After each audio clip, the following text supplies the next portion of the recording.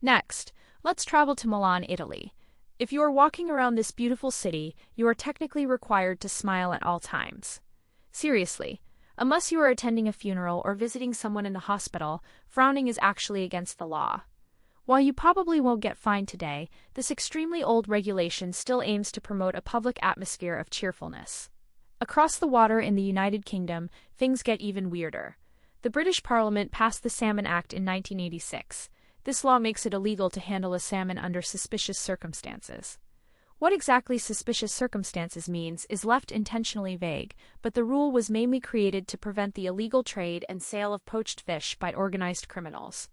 These forgotten laws show how deeply history is woven into our legal systems, sometimes resulting in absurd statutes. Many of these rules are outdated relics, but they remain officially active on the books, proving that sometimes real life and written law are much stranger than fiction could ever be.